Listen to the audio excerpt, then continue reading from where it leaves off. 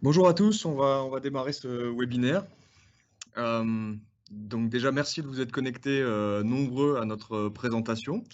On est très heureux de vous proposer ce webinaire aujourd'hui et puis de voir le succès qu'il rencontre dans notre communauté technique du métier du génie civil. Donc je suis Victor Mafibertier, je suis le chef du service structure et calcul scientifique chez Ingerop. Aujourd'hui, nous vous présentons notre webinaire qui présente les travaux de thèse de Filippo Massi. Ce sont des travaux qui ont duré pendant 3 ans en CIFRE au sein d'Ingerop et au sein des laboratoires GEM et l'Université de Versailles-Saint-Quentin euh, et qui ont été co-encadrés par Ioannis Stefanou et Paolo Vanucci, que je salue au passage. Euh, donc, ces travaux de thèse, c'est le fruit d'un effort de recherche et de développement qui a été fait par Ingerop et qui s'inscrit dans sa stratégie en fait d'avoir une certaine culture de la recherche, une proximité avec le monde académique et puis globalement de rechercher une forme d'excellence technique. Par ces travaux, on a cherché à renforcer nos connaissances et notre savoir-faire sur plusieurs sujets. L'analyse limite par la méthode des éléments discrets, c'était un point important dans le contexte actuel de réévaluation de tout un tas de structures qui existent depuis de nombreuses années. La connaissance des points de ruine de structures qui ont évolué dans le temps nous intéresse grandement. Le deuxième sujet, c'est celui de la modélisation de l'explosion en milieu confiné, appliquée à des géométries, à des architectures qui sont non standards. Donc la propagation des ondes explosives à l'intérieur de volumes qui sont complexes et comprendre comment ces ondes interagissent et puis se transmettent aux structures et les endommagent. Et le dernier point, qui a trait aux méthodes d'homogénéisation de manière générale, c'est-à-dire transférer en fait ce qu'on a appris au cours de la thèse sur des méthodes d'ingénieurs pour pouvoir les appliquer sur des projets, a permis de développer une approche intéressante sur l'application des réseaux de neurones à la thermoplasticité. Voilà. J'en dis pas plus, je vais passer la parole à Filippo Massi, notre candidat au doctorat à l'École centrale de Nantes, qui va vous présenter le fruit de son travail.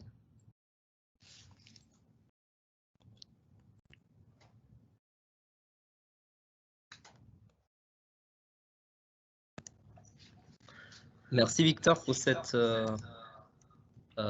présentation. Je voudrais entreprendre avec vous un voyage vers les comportements des structures maçonnées à l'explosion. Et je voudrais tout d'abord m'excuser pour mon accent au sévère méditerranéen. Au fil de ces dernières années, j'ai appris deux choses. La première, c'est comment me laver les mains. Et normalement, je fais ça en chantant en jingle. Parce que, comme le chanteur Michel nous a répété maintes fois, c'est toujours moins inquiétant de se laver les mains en chantant, et moi donc. Mais il y a aussi une deuxième chose que j'ai appris, ce n'est pas chanter, ça on est bien sûr, mais c'est l'importance de préserver les patrimoines. Quand je parle du patrimoine bâti historique. Par exemple, Palmyre, détruite en 2016, ou encore la grande mosquée Al-Nouri en 2017, Notre-Dame Paris l'année dernière, ou cette année la cathédrale des Nantes en juillet, Beyrouth en août, ou même pas il y a 2 semaines, la cathédrale Gazan-Gessot, qui a été partiellement détruite par deux bombardements. Donc, je voudrais aujourd'hui entreprendre ces voyages avec vous et me concentrer sur ce deuxième point, la préservation du patrimoine bâti historique vis-à-vis des explosions. Donc, je regrette d'informer tous ceux qui nous ont rejoints et qui pensaient qu'on allait parler du premier point, notamment les lavages des mains en chantant. Ce ne sera pas le cas. Donc, préservation du patrimoine bâti historique vis-à-vis des explosions. On va entreprendre ces voyages et je voudrais quand même fixer avec vous quelques étapes nécessaires pour ces voyages. La première, c'est la nécessité de vouloir comprendre la réponse dynamique des structures maçonnées vis-à-vis d'explosions. La deuxième étape, ça sera celle de développer des approches de modélisation pour la conservation de structures existantes, donc du patrimoine, et la conception de nouveaux bâtiments en maçonnerie. La dernière et troisième étape, c'est la conception des expériences pour, dans un futur très proche, permettre de valider ou bien falsifier tous les résultats que nous allons voir aujourd'hui. Donc, nous sommes prêts, nous pouvons commencer ces voyages et donc on prépare nos sacs et on met les premiers ingrédients. Les premiers ingrédients, c'est les explosions. Or, il faut faire attention parce que de l'explosif dans un sac, quand même. Voilà, faut pas faire gaffe. Donc, on a tous vu ces images. Beyrouth, 4 août 2020. Une incendie de un peu moins de 3000 tonnes de TNT a déclenché une explosion avec une puissance qui est comparable à la détonation de 1000 tonnes de TNT. Les bruits et l'onde des chocs a été entendu jusqu'à Chypre, plus de 200 km du port libanais. Lors d'une explosion, en fait, nous avons la libération d'énergie de façon soudaine, qui va produire une grande quantité de gaz à haute pression, qui donc vont s'expandre et former des ondes de choc. Faisons l'hypothèse de se placer à une certaine distance du point de détonation et vouloir enregistrer la pression. Or, c'est vrai, ça peut causer des problèmes parce qu'on n'est pas à l'abri. Donc, faisons cela. Prenons un capteur de surpression, de pression, et mettons les capteurs à notre place. Nous, par contre, on va se cacher et mettre à l'abri. En fait, les capteurs, il va pouvoir enregistrer quelque chose qu'on voit en bas à droite, c'est-à-dire une signature en surpression. La surpression, c'est une pression différentielle, c'est-à-dire c'est la pression due à l'explosion moins la pression atmosphérique. Et effectivement, ce qu'on voit, c'est que lorsque l'onde des chocs, elle frappe sur les capteurs, nous, on enregistre un pic en surpression. C'est un pic que j'appelle ici de surpression incidente, PSO. Ensuite, nous avons une décroissance presque exponentielle jusqu'au moment où la surpression atteint une valeur égale à 0. C'est la fin de la phase dite positive. Ensuite, nous avons de dépression qui lentement remportent et reviennent aux conditions initiales. En fait, la durée de tout cela, ça se concentre dans quelque chose qui est assimilable à quelques millisecondes. Et tout ça pour vous dire en fait qu'on est en train pas vraiment de parler de quelque chose de dynamique. Pourquoi? Parce que en fait, en mécanique des structures, quand il nous parle de dynamique, on pourrait penser par exemple à des séismes.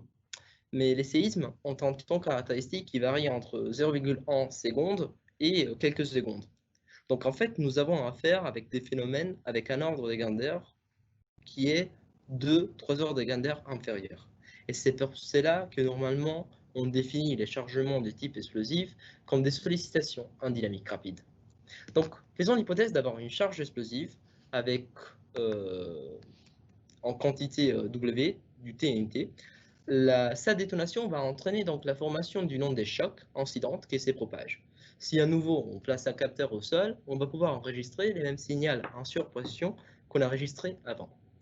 Et faisons maintenant l'hypothèse par contre d'avoir une structure qui est placée à une distance R de la charge explosive. En effet, l'onde de choc incidente, quand elle va frapper sur cette structure, elle va être réfléchie par la structure elle-même, et donc nous avons une nouvelle onde de choc qu'on appelle réfléchie, et la voyez ici en bleu. Et si on enregistre la surpression au niveau de la structure, nous avons un nouveau pic, un pic de surpression réfléchie, PRO. En fait, la pression réfléchie qui agisse sur une structure va être bien supérieure à la surpression incidente. Normalement, les ratios qu'il y a entre la pression réfléchie et la pression incidente est fonction de deux paramètres. Les premiers, c'est un paramètre géométrique, c'est l'angle d'incidence, alpha. Les deuxièmes, c'est la distance réduite, c'est-à-dire en fait une fonction de la distance qu'il y a entre la charge explosive et la cible et la quantité d'explosifs elle-même. Et on peut voir en fait en bas à droite que les ratios de ces deux grandeurs varient entre 1 et 13. Ça veut dire en fait que nous pouvons avoir des fortes amplifications. Et donc, c'est extrêmement important de pouvoir caractériser la pression réfléchie afin de pouvoir protéger les structures. Faire cela avec deux différentes stratégies. Une première stratégie, ce sont des modèles empiriques, c'est-à-dire des interpolations des résultats expérimentaux en fonction de la distance réduite. Ce sont des méthodes simplifiées, mais qui, dans la plupart des cas, nous permettent d'avoir des estimations conservatives vis-à-vis du chargement de type explosif. Mais quelquefois, nous avons besoin de pouvoir passer à des descriptions plus sophistiquées, plus proches de la réalité. Dans ce cas-là, on peut faire recours au modèle qu'on appelle physique. Dans ce cas-là, nous allons effectivement modéliser la formation des ondes de choc, leur propagation dans l'espace et interaction avec les structures. Vous voyez ici, pour un simple cas, où nous avons du TNT avec une onde de choc sphérique qui va se propager, et ensuite la présence d'obstacles va perturber la propagation des ondes de choc, et c'est là a comme résultat la perturbation ou bien l'échangement du chargement agissant sur ces cibles. Toujours en parlant des modèles physiques, ici je vous montre un exemple. Nous avons voulu étudier la réponse du Panthéon à Rome vis-à-vis d'une explosion interne. Donc vous voyez tout à l'heure la propagation des ondes de choc suite à la détonation. Donc vous pouvez voir des forces sur pression qu'on désigne ici en rouge. Donc rouge, ça veut dire fort, bleu, ça veut dire faible. Et à un certain moment de la propagation de ces ondes de choc, nous avons des phénomènes de focalisation. Vous voyez ici, sous la forme d'un volume d'air à haute surpression qui a la forme d'un tout petit joli papillon. Mais effectivement, ces papillons, permettez-moi de le dire, il est très méchant. Pourquoi? Parce qu'en fait, on y va et on retrouve les mêmes rouges qui est tout au début, après la détonation. Ça veut dire en fait que ces volumes à haute pression, il est vraiment à haute pression et va causer des forts endommagements de la structure. Nous avons aussi un deuxième cas, une deuxième application. Ici, nous avons voulu comprendre les phénomènes qui vont se passer avec la détonation d'un demi-kilo de TNT à l'intérieur de la cabine d'un avion, de façon simplifiée. Donc, vous voyez à nouveau la forte interaction fluide-structure et ensuite, en bas, l'endommagement de la structure. Donc, ces modèles physiques sont extrêmement détaillés, mais ont un coût computationnel qui est très élevé lui aussi, et quelquefois prohibitif.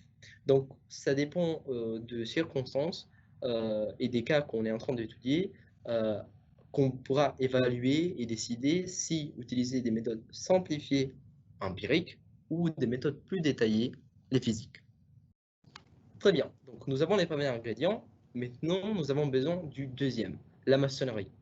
Alors, mettre une maçonnerie à l'intérieur d'un sac pour faire les voyages, ça peut être difficile et surtout lourd. Disons qu'on va prendre une seule brique et ça fera l'affaire. Donc, quand on parle de maçonnerie, il faut dire que son comportement mécanique est régi par le comportement mécanique de ses composants. Les unités, par exemple les briques, les pierres et les joints. Ensuite, il est influencé aussi par l'interaction qu'il y a entre ces unités et la disposition de l'espace. Pourquoi c'est là? Parce que normalement, dans la maçonnerie, on y trouve des joints avec une résistance qui est plus faible de la résistance des briques. Cela amène donc, comme vous pouvez le voir à droite, à la propagation de fissures qui s'est fait à travers les interfaces et pas vraiment à travers les corps de briques. Ensuite, il faut aussi dire que avec la maçonnerie et comme avec nombreux géomatériaux, nous avons des résistances à traction qui sont beaucoup plus faibles par rapport à la résistance à compression. Ensuite, on sait aussi que la maçonnerie a un comportement adoucissant. Ce que ça veut dire. Imaginons d'avoir une éprouvette de maçonnerie, de la charger, par exemple en traction. Lorsqu'on dépasse la limite élastique de ces matériaux, c'est-à-dire sa résistance, nous allons enregistrer en fait une perte progressive de la résistance du matériau à cause de la propagation des fissures. Ensuite, il faut aussi dire que la maçonnerie présente de déformations plastiques non associées. Ces déformations plastiques non associées, le fait qu'elles soient non associées, comportent une série de conséquences vis-à-vis de la résistance des structures et les transferts des efforts. Par exemple, si on prend un matériau comme l'acier, il comporte des déformations plastiques associées. Ensuite, il faut dire que la maçonnerie, ou bien ses propriétés mécaniques, peuvent dépendre du taux de déformation, c'est-à-dire de la vitesse avec laquelle on déforme les matériaux. Et ce qu'on voit dans la littérature, c'est que lorsqu'on augmente la vitesse des déformations, on enregistre une amplification de la résistance du matériau. Mais pour tous les cas que nous allons étudier et auxquels nous sommes intéressés dans ces voyages, ces effets sont limités et peuvent entraîner, dans les pires des cas, une amplification d'un facteur 2 de la résistance. Ça veut dire en fait que si on néglige tels effets dynamiques, nous pouvons avoir des estimations conservatives vis-à-vis de la résistance du matériau. Passons maintenant aux structures maçonnées. Structure maçonnée non standard, ça veut dire quoi? Structure maçonnée des géométries standards. Et ça veut dire quoi, géométrie standard? En fait, ce sont des structures avec des éléments assez simples, réguliers, comme on voit par exemple avec les bâtiments à gauche, ou de simples murs plans. Alors, pour ce type de structure, notre connaissance elle est très bonne vis-à-vis des sollicitations quasi-statiques et sollicitations dynamiques, par exemple les séismes.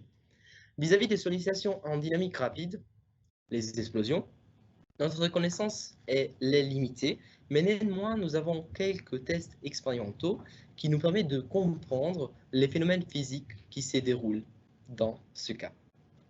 Et si on passait aux structures maçonnées non standards, c'est quoi déjà?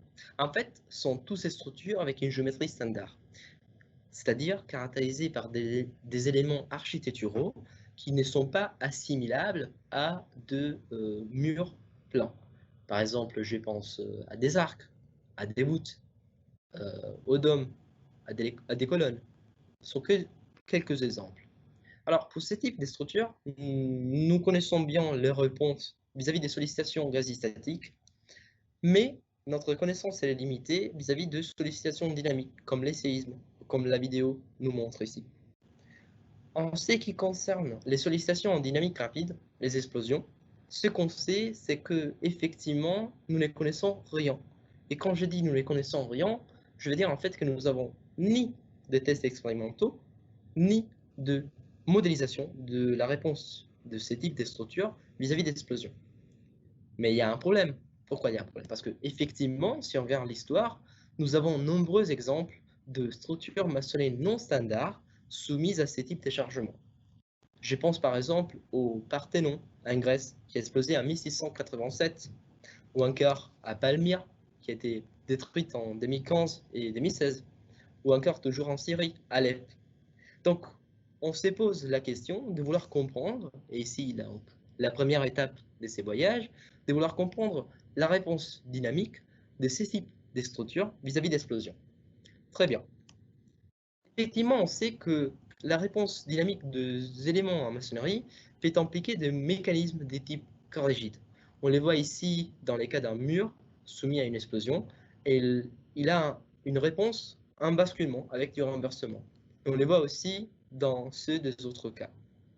Allons étudier tout cela et faisons-le avec un modèle simplifié. Prenons un simple bloc rigide avec une certaine masse, M, un angle d'élancement, alpha, c'est-à-dire qu'il va définir en fait son élancement, sa géométrie, et un angle de frottement avec la base sur laquelle les blocs sont posés, égale à phi. Supposons maintenant que ces blocs, il est soumis au chargement dû à une explosion d'une certaine charge de TNT. Et modélisons tout ça de façon simplifiée. En fait, nous pouvons démontrer à la main que si on prend un bloc élancé, c'est-à-dire avec un angle alpha inférieur ou égal à 20 degrés, avec un angle de frottement suffisamment grand, et normalement, comme on retrouve pour les géomatériaux, supérieur à 30 degrés, nous pouvons voir que la condition d'initialisation d'un mouvement, un mode de ruine, un basculement, elle est prédominante. Avec ces modèles simplifiés, effectivement, nous pouvons dériver des équations de mouvement vis-à-vis de la réponse à un basculement simplifiées, comme vous pouvez voir ici.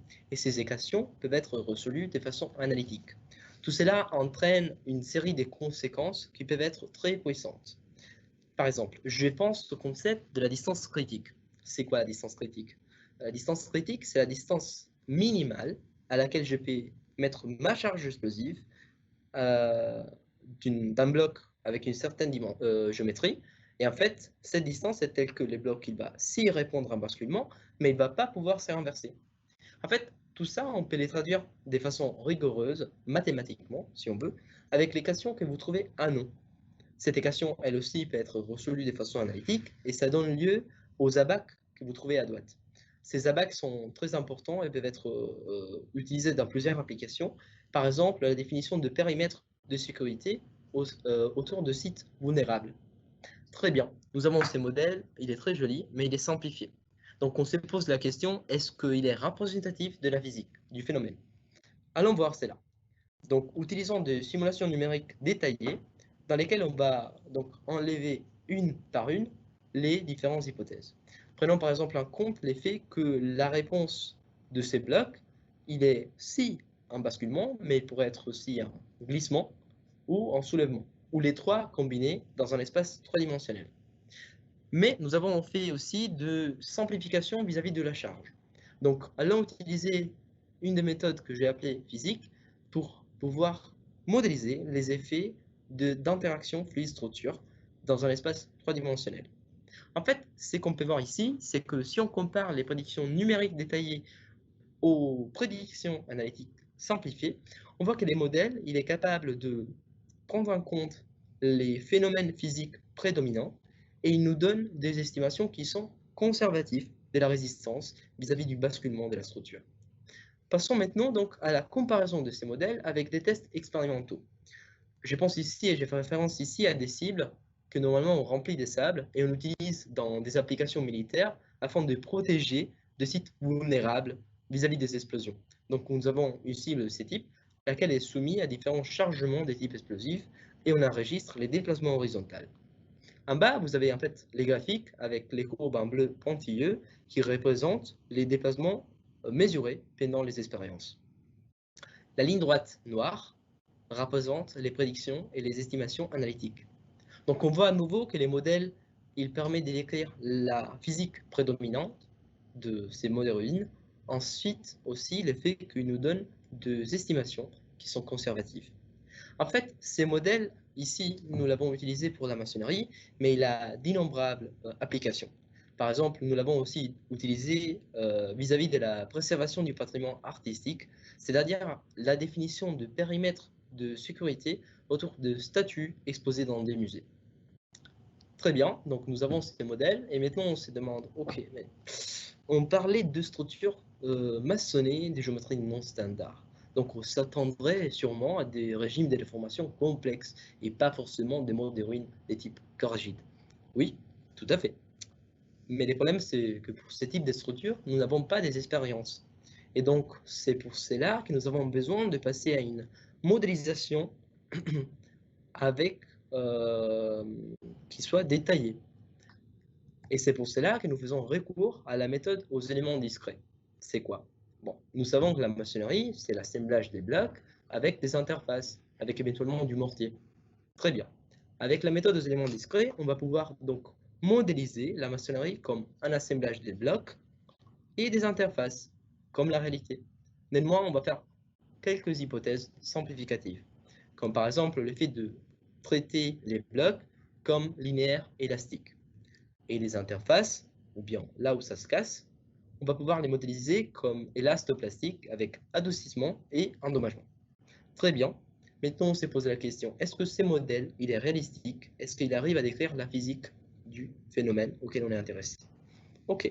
Allons les comparer donc avec des tests expérimentaux. Tests expérimentaux qui, fort malheureusement, comme on disait avant, ne concernent que des structures standards, donc un mur. Ici, vous avez un mur lesquels il est soumis à deux différents chargements. Un premier chargement avec une petite charge, 810 kg, et le deuxième avec 1150 kg. Donc, on va pouvoir réaliser notre modèle aux éléments discrets avec la discrétisation et les paramètres des matériaux obtenus à partir de la littérature de la maçonnerie. On va donc pouvoir comparer. Ici, vous trouvez le déplacement hors du plan du mur enregistré avec les simulations numériques. Et en fait, on voit que les pics supérieurs et inférieurs sont bien en accord avec les résultats expérimentaux. On peut donc maintenant passer au deuxième test avec la charge la plus grande. En fait, les simulations numériques, ils vont prédire la formation d'une brèche, et cette même brèche, Bah oui, on la retrouve exactement dans les tests expérimentaux. Donc en fait, nous avons un modèle qui est détaillé et qui nous permet de capturer avec fidélité la réponse dynamique et la ruine de la structure. Nous pouvons maintenant donc passer à étudier les structures des géométries non standards. Par exemple, des arcs plats. Ici, par exemple, vous trouvez la résistance en termes de quantité d'explosifs en fonction de l'élancement d'un arc semi-circulaire. Et à droite, vous trouvez son mode de ruine. Très bien. Maintenant, on pourrait se demander quelle est l'influence de la géométrie. Bien, qu'est-ce qui va se passer si, à la place d'avoir un arc semi-circulaire, j'ai un arc brisé ou un arc surbaissé? Bah, effectivement, avec les simulations numériques, ce que nous trouvons, c'est que l'arc semi-circulaire est l'élément architectural le plus vulnérable parmi les quatre. Et donc, c'est pour cela que maintenant qu'on va augmenter, augmenter la complexité de nos études, c'est-à-dire passer à des voûtes 3 dimensions, on va pouvoir étudier des voûtes semi-circulaires et pas des voûtes brisées, parce que tous les résultats qu'on va pouvoir trouver nous donneront une borne inférieure vis-à-vis de voûtes qui sont brisées ou surbaissées. Faisons cela. Donc nous avons une voûte en berceau avec son modèle aux éléments discrets, ses paramètres du matériau, et ensuite ici vous retrouvez la réponse dynamique avec de différentes charges. Avec 10 kg, nous avons en fait de l'endommagement un peu partout, mais pas d'effondrement. Avec 20 kg, nous avons l'effondrement global de la structure. À ces points-là, en fait, on peut commencer à s'amuser, à jouer. Notamment, on peut commencer à se poser des questions vis-à-vis de l'influence des différents paramètres micromécaniques, c'est-à-dire la loi de plasticité des interfaces, ou qu'est-ce qui va se passer si on augmente ou on diminue la résistance des joints. Ou encore, un troisième effet très important, c'est quoi la différence si j'ai une voûte avec des grands blocs et la même voûte, même dimension, mais avec des blocs plus petits? Bah, normalement, ce qu'on observe, c'est que la voûte avec des grands blocs, des plus grands blocs, elle a une résistance qui est majeure. On peut aussi passer à des structures de géométrie plus complexes. Comme vous voyez ici, une voûte en croisée d'ogive avec son modèle aux éléments discrets, et ensuite, à droite, sa réponse vis-à-vis d'une charge des TNT égale à 18 kg. On peut voir l'effondrement partiel de la couverture de la voûte, mais les arcs diagonaux, ils arrivent à rester en place. Et comme nous avons fait pour la voûte en berceau, nous pouvons à nouveau étudier l'influence des différents paramètres. C'est très bien. Nous avons un modèle qui est détaillé et qui nous permet d'étudier brique par brique les comportements, la résistance et les modes de ruine de ces types de structures. C'est fait. Et en fait, non, parce que si je me demande comment on va pouvoir modéliser une structure entière en échelle réelle, on ne peut pas utiliser ce type de méthode. Parce que leur coût computationnel, avec les puissances en calcul que nous avons aujourd'hui, il est prohibitif. Pour vous faire comprendre, une simple analyse comme celle que je vous ai montrée, pour une voûte à croisée d'ogive, une simple analyse, ça va prendre plus ou moins 2 semaines avant de donner quelques résultats. Donc c'est quelque chose d'envisageable d'utiliser une méthode aussi détaillée, mais aussi avec un aussi grand coût pour étudier des bâtiments à l'échelle réelle. Nous avons donc besoin de développer des approches de modélisation qu'on puisse utiliser pour étudier des structures à échelle réelle afin de pouvoir préserver les patrimoines, les structures existantes et aussi concevoir de nouveaux bâtiments. Et l'idée des bases dans ce cas-là, c'est comment on va pouvoir faire. En fait, on va changer de description. On va passer d'une description discrète à une description homogène. Bon, nous savons la maçonnerie, c'est l'assemblage des blocs avec des interfaces. Très bien. En fait, tout cela, on peut les voir comme la répétition quasi-périodique dans l'espace dans ce qu'on appelle un volume élémentaire représentatif. Et à travers des approches de upscaling ou homogénéisation, on peut obtenir le même élément, mais homogène, donc qui est équivalent au volume élémentaire représentatif. Une fois que nous avons pu déterminer donc, les paramètres mécaniques de cet élément homogène équivalent, nous pouvons donc passer à étudier la structure de départ, mais avec un modèle homogène. Très bien. Et donc, continuons donc notre voyage en utilisant deux différents schémas pour arriver à la même solution. D'un côté, nous avons une approche simplifiée technique qui est orientée vers les bureaux d'études avec un coût computationnel très réduit, et de l'autre côté, une modélisation plus avancée du matériau faites par machine learning, et notamment de réseaux de neurones artificiels. Donc, première approche, simplifier technique.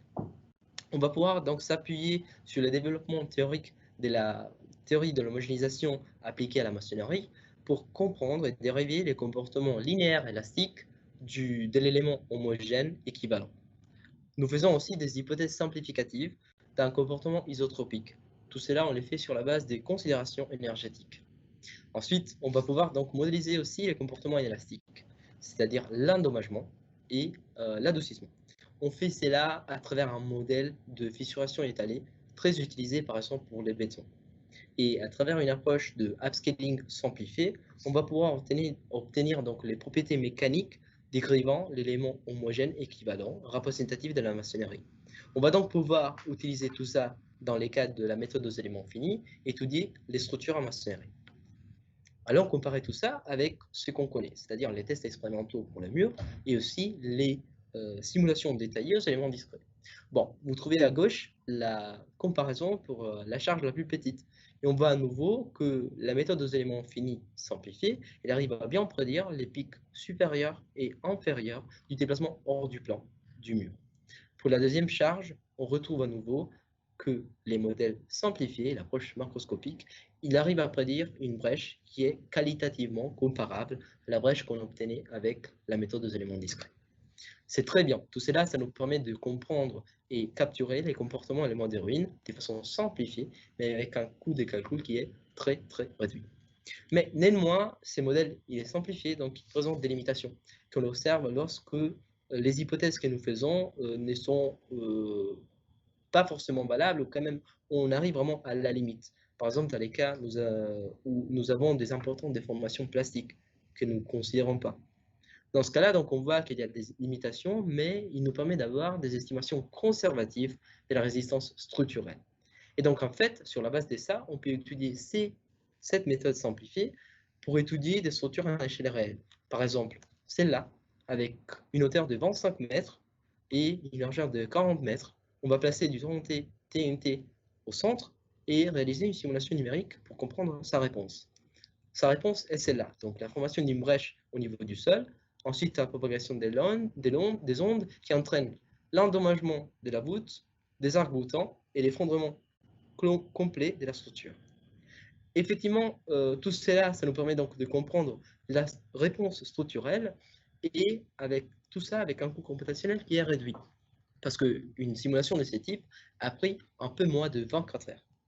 Mais on peut aussi se demander, ok, est-ce qu'on peut faire mieux? Est-ce qu'on peut avoir une description qui soit plus détaillée? Bah si, on peut. On va faire ça avec les réseaux de neurones artificiels. En fait, ce qu'on va faire, on va avoir des données du comportement du matériau, la maçonnerie, qui peuvent être obtenues à travers des expérimentations ou des simulations numériques détaillées, comme la méthode aux éléments discrets. Avec ces données, on va pouvoir entraîner un réseau de neurones.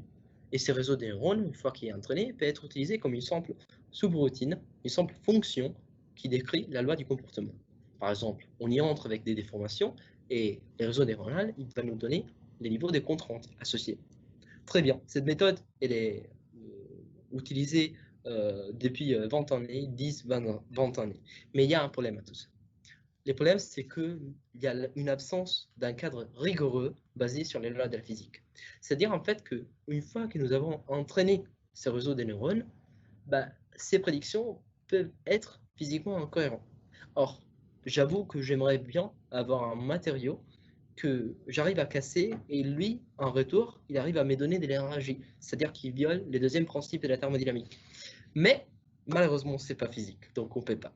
Et c'est pour ça que nous développons une nouvelle classe de réseaux de neurones basés sur la physique, ou comme je les appelle ici en anglais, Thermodynamic Based Artificial Neural Networks, TAN. Ces TAN ont été développés en partenariat avec le projet ERC Cookwake. Et c'est quoi ces TAN d'ailleurs? En fait, ce sont des réseaux de neurones artificiels dans lesquels on va coder dans leur architecture les deux lois de la thermodynamique, la première et la deuxième, de façon générale. C'est-à-dire en fait que ces réseaux de neurones, on peut les utiliser si pour la maçonnerie, mais pour une grande variation des matériaux. Et le résultat, c'est quoi? En fait, si on compare ces TAN à l'état de l'art des réseaux de neurones utilisés pour la modélisation du matériau, on voit que ces prédictions sont beaucoup meilleures. Nous n'avons pas besoin d'une grande quantité de données afin d'entraîner le réseau, et surtout, nous avons des prédictions qui sont toujours physiques, qui respectent toujours la physique. Tout cela, donc, on peut l'intégrer dans des codes aux éléments finis, tant qu'une fonction, une subroutine du matériau, et pouvoir étudier la réponse du matériau de façon macroscopique. Très bien. Donc, on a pu comprendre dans ces voyages la réponse dynamique des structures. On s'est posé la question, OK, comment on va pouvoir modéliser des structures en échelle réelle? Mais maintenant, on se pose la question, OK, tout cela c'est très bien, mais nous n'avons pas des expériences. Nous n'avons pas des expériences des structures maçonnées non standards soumises à des explosions. Donc, il y a nécessité de le faire. C'est primordial. Mais il y a plusieurs problématiques, notamment les tests en échelle réelle sur les terrains sont un nombre limité. Pourquoi? Parce que imaginez d'avoir la structure qu'on voyait avant, avec une hauteur de 25 mètres, une largeur de 40 mètres, de devoir construire ça à la main, brique par brique, et de devoir mettre aussi une quantité d'explosifs telle qu'on peut voir effectivement soit sa résistance ou bon, son comportement. Tout ça a des innombrables problèmes liés au coût, à la sécurité et à la répétibilité de tout ça. Imaginez devoir reconstruire la structure pour faire un autre test.